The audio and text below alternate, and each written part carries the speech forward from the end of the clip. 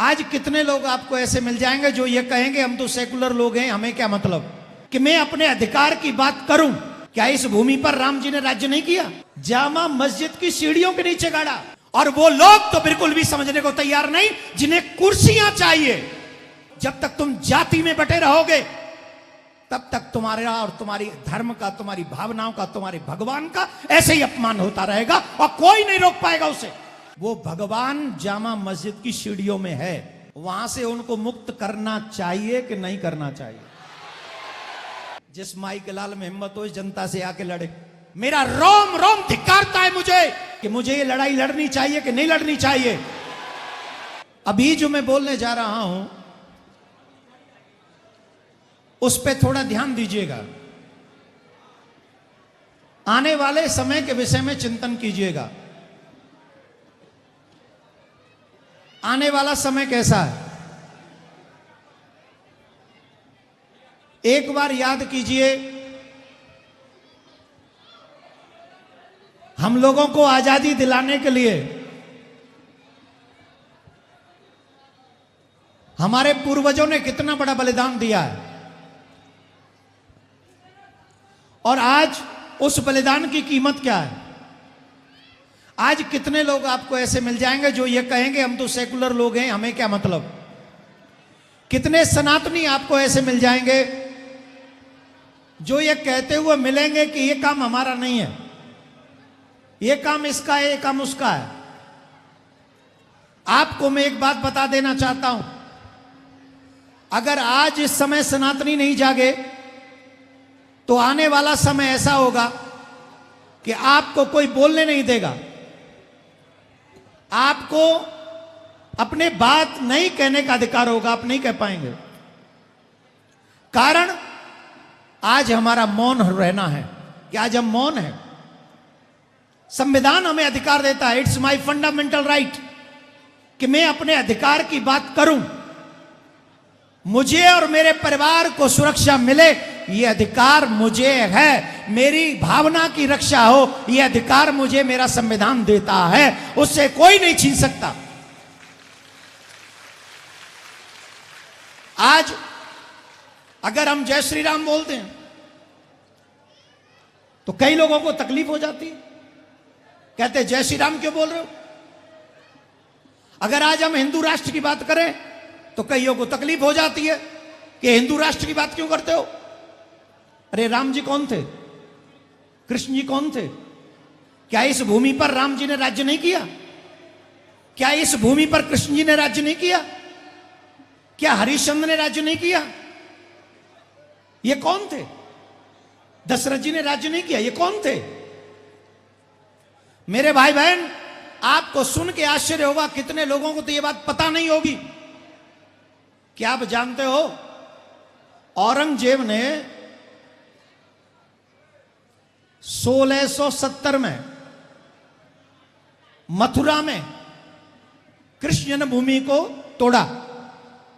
ध्यान से सुनेंगे, मुझे अच्छा लगेगा अगर मोबाइल पे ध्यान देने की बजाय मेरी बात को सुनेंगे।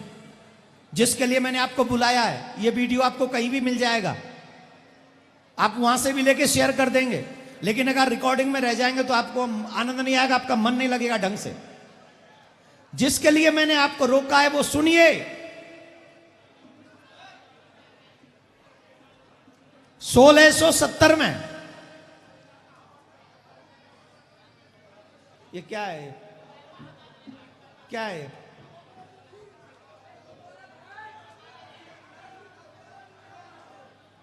उनको लगता है ये पर्दा लग गया है तो हमारी आवाज नहीं जाएगी, उन्हें लग रहा है ये वॉइस प्रूफ है। यही है हिंदू, इन्हीं ऐसे हिंदुओं के खातिर हम लोग खतरे में, जिन्हें अपने न धर्म की चिंता है न मर्यादाओं की चिंता है, उन्हें सिर्फ अपनी चिंता है। ऐसे ही लोगों के खातिर हम खतरे में हैं, याद रखना। वो तुम भी हो सकते हो, वो मैं भी हो सकता हूं। ध्यान से सुनना। 1970 में औरंगजेब ने मथुरा में कृष्ण भूमि के मंदिर को तोड़ा। उस मंदिर को, जिस मंदिर में हमारे भगवान का जन्म हुआ, अवतार हुआ। चलो कोई नहीं, तुम्हारी भावना नहीं थी, हिंदू धर्म को तुम नहीं मानते थे, तुमने मंदिर तोड़ दिया, इट्स ओके। वहां जो मूर्तियां थी उन मूर्तियों को लेके आगरा गया और आगरा में जामा मस्जिद के सीढ़ियों के नीचे गाड़ दिया। जामा मस्जिद की सीढ़ियों के नीचे गाड़ा। किस लिए? किस लिए? इसलिए गाड़ा क्योंकि जो नमाज पढ़ने आएंगे जाएंगे इनका भगवान पैरों के तले कुचला जाएगा, पैरों तले कुचला जाएगा। और जानकर आपको आश्चर्य इस बात का भी होगा कि आज भी वो भगवान उन्हीं सीढ़ियों में है, उन्हीं सीढ़ियों में आज है, आज भी। हम सनातनी हैं, हमें किसी से कोई तकलीफ नहीं है, हम कभी किसी को मिटाने की बात नहीं करते, लेकिन अगर कोई हमें और हमारी आस्था को मिटाने की बात करे तो उसकी रक्षा करने का अधिकार तो हमें है कि नहीं? उसकी रक्षा हमें करनी चाहिए कि नहीं? अपने भगवान की उस स्वाभिमान की, भारत के सम्मान की रक्षा हमें करनी चाहिए कि नहीं? क्या हम मौन रहे? औरों की बात छोड़िए, हम किसी को मिटाने की बात नहीं करते। मैंने आगरा में अभी कथा की थी और कथा में कह के मैं निकला था कि 5 दिन का समय है, गंगा जमुना की बात करते, भाईचारे की बात करते, आओ 2 कदम तुम बढ़ाओ 2 कदम हम बढ़ाएं, सीढ़ियों के नीचे से भगवान को हमारे को हमें दे दो, हम लेके चले जाएंगे और जो भी सीढ़ियां तोड़ने में बनाने में खर्चा आएगा वो हम देंगे। ये हमारा बड़े भाई होने का दायित्व है, हम करेंगे पूरा। बताइए हमारे कहने में कोई कमी थी? भाईचारा निभाने में कोई कमी थी? बताइए कमी थी? क्या हम लड़ना चाहते? क्या हम भाईचारा नहीं निभाना चाहते? लेकिन इस बात को कोई समझने को तैयार नहीं, और वो लोग तो बिल्कुल भी समझने को तैयार नहीं जिन्हें कुर्सियां चाहिए, जो हमें जातियों में बांट देते, हमें सनातनी नहीं रहने देते, हमें हिंदू नहीं रहने देते। तुम ये जाति के हो, तुम ये जाति के हो, तुम ये जाति के हो। और याद रखो सनातनियों, जब तक तुम जाति में बटे रहोगे तब तक तुम्हारा और तुम्हारी धर्म का, तुम्हारी भावनाओं का, तुम्हारे भगवान का ऐसे ही अपमान होता रहेगा और कोई नहीं रोक पाएगा उसे। मैंने हमेशा कहा है, मैं किसी पार्टी से अपना हित नहीं रखता, किसी से अनहित नहीं रखता।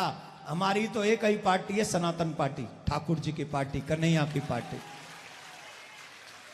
आज मैं बिहार की जनता से एक बात पूछना चाहता हूं, जिनकी कथा आपने 7 दिन से सुनी है, ईमानदारी से बताइए, वो भगवान जामा मस्जिद की सीढ़ियों में है, वहां से उनको मुक्त करना चाहिए कि नहीं करना चाहिए? करना चाहिए कि नहीं चाहिए? करना चाहिए कि नहीं करना चाहिए? मैंने कह रहा हूं, जनता कह रही है। जिस माई के लाल में हिम्मत हो, इस जनता से आके लड़े, लड़े से। हम लड़ने की बात नहीं करते, हमने भाईचारे के लिए समय दिया था 5 दिन कि हमारे भगवान हमें दे दो। अरे तुम जिनकी पूजा करते हो, जिनकी कथा सुनते हो, मैं 26 साल से जिनकी कथा सुन कहता चला रहा हूं, वो भगवान जामा मस्जिद में है। मेरा रोम रोम धिक्कारता है मुझे। कैसे हिंदू है हम, कैसे सनातनी है हम? हमारा भगवान सीढ़ियों तले। मेरे भाई बहन, जैसे शांत रहना है रहे, जैसे चुप रहना है रहे, मैं नहीं रह सकता। अब आप लोग बताइए कि मुझे ये लड़ाई लड़नी चाहिए कि नहीं लड़नी चाहिए? लड़नी चाहिए कि नहीं लड़नी चाहिए? जो संविधान हमें अधिकार देता है, जामा मस्जिद के ऊपर केस किया जाएगा और केस के माध्यम से, कोर्ट के माध्यम से अपने भगवान को लाने का प्रयास किया जाएगा। और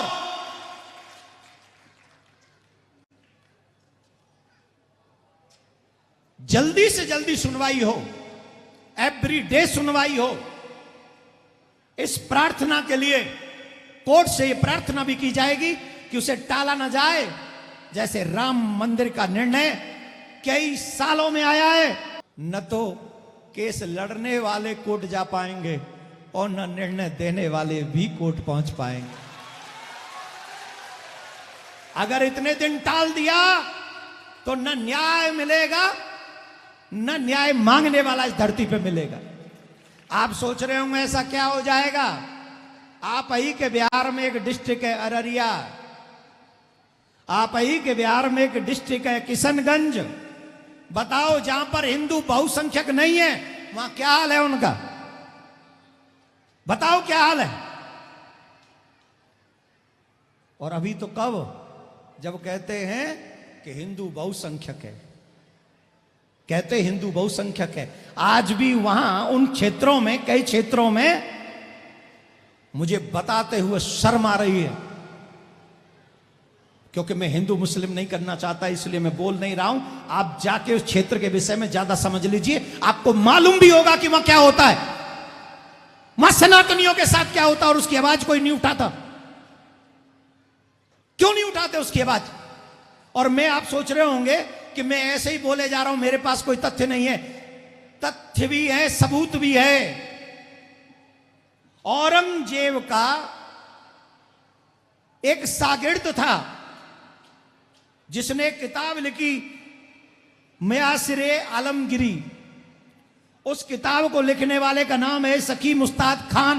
दुबे जी ने नहीं लिखी, चतुर्वेदी जी ने नहीं लिखी, वो किताब लिखी है सखी मुस्ताद खान ने। जिसने देखा था, उनकी किताब पृष्ठ नंबर 60 पर यह सारा विवरण लिखा हुआ है। एक फ्रांस का पत्रकार है जिसने लिखी औरंगजेब का प्रतीकवाद। उसने तो सारे फतवे दिए हुए उस किताब पे कि उसने हमारे भगवान के साथ क्या किया। तो मेरे भाई बहन, मैंने ये ठान लिया कि तब तक चैन से नहीं बैठूंगा जब तक अपने भगवान को उन सीढ़ियों के नीचे से निकाल नहीं लाऊंगा। उसके लिए चाहे कितना भी बड़ा देशव्यापी आंदोलन क्यों न करना पड़े।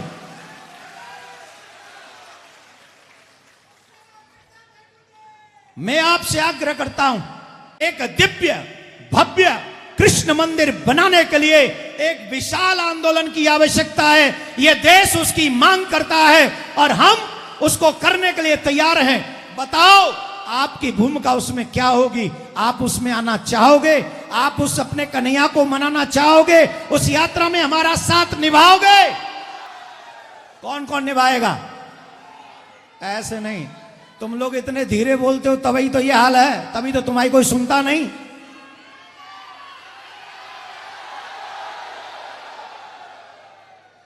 बताओ कौन कौन साथ देगा? कौन कौन अपने जीवन के महत्वपूर्ण दिनों में से 15 दिन हमें देगा? Only 15 days. कौन कौन देगा?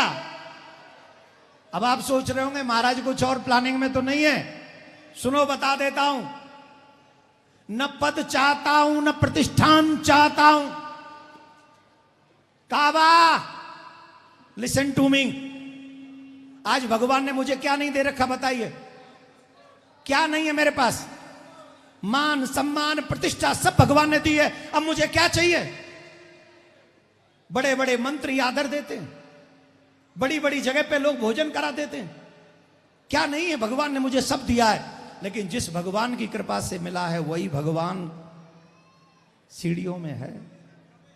और अगर हम न लड़ें उसके लिए तो सम्मान धिक्कार है, हमारा जीवन धिक्कार है। मैं ये सब होने के बाद भी ये लड़ाई लड़ना चाहता हूं। बोलो भारत माता की, भारत माता की, भारत माता की जय श्री राम, जय श्री राम, जय श्री राम, जय श्री राम, जय श्री राम, जय श्री राम। ये आवाज शांत नहीं होनी चाहिए। ये आवाज धर्म के लिए है। ये आवाज आने वाली पीढ़ी के लिए है, ये आवाज हिंदू राष्ट्र के लिए है। जो हिंदू राष्ट्र बनाएगा वही देश में लौट के, जो हिंदू राष्ट्र बनाएगा, तो कौन कौन आएगा ये तो भाग्य पे छोड़ते हैं, लेकिन ओए, हम यहां किसी की पार्टी का नहीं हूं, यहां हम हमारे ठाकुर की पार्टी का हूं। किसकी पार्टी का हूं? किसकी पार्टी का हूं? अच्छा चलो, सबको वोट वोट का चक्कर चलता है, मेरे कहने से कौन कौन वोट देगा? जाति से ऊपर उठकर कौन वोट देगा? अपने गुरुजी के कहने से कौन वोट देगा? अपने धर्माचार्यों के कहने से कौन वोट देगा? जिस दिन आप अपने धर्माचार्यों के कहने से वोट देने लग जाएंगे, किसी माई के लाल की हिम्मत नहीं जो हमारे धर्म को नीचा दिखाने का काम कर जाए, किसी की हिम्मत नहीं। इसलिए धर्म को और देश को सुरक्षित कीजिए। आइए, आप सबका बहुत कीमती समय मैंने लिया है। आशा रखता हूं मेरे विचारों से ये लड़ाई अब कृष्ण को सीढ़ियों से निकालने की है। कौन सी लड़ाई है? कौन लड़ाई है? कन्हैया को सीढ़ियों से निकालने की लड़ाई है। तो हम एक प्रार्थना करता हूं आप सबसे, जब मैं कहूं आप कन्हैया के लिए मुझे 15 दिन दे देंगे। ऐसा नहीं कि यहां हाथ उठा दो और वहां गुरुजी अकेले फंस जाएं। एक बात और ध्यान रखना, अगर गुरुजी अकेले फंसे तो गुरुजी को वहीं भेज दिया जाएगा जहां कन्हैया का जन्म हुआ था। नहीं, मजाक नहीं कर रहे हैं। अगर तुमने गुरुजी को अकेला छोड़ा तो गुरुजी वहां बैठ के भजन करेंगे जहां कन्हैया का जन्म हुआ था, और अगर तुमने अपने गुरुजी का साथ दिया तो भगवान वहां प्रकट हो जाएंगे जहां भगवान का जन्म हुआ था। अब तुम डिसाइड करो कि गुरुजी को वहां भेजना है कि भगवान को वहां लाना है। क्या करना है बोलो? क्या करना है बोलो? एक बार जोर से बोलेंगे, जय श्री राम, जय श्री राम, जय श्री राम। और एक बार मुट्ठी बांध के बोलिए, राधे राधे राधे। भारत माता की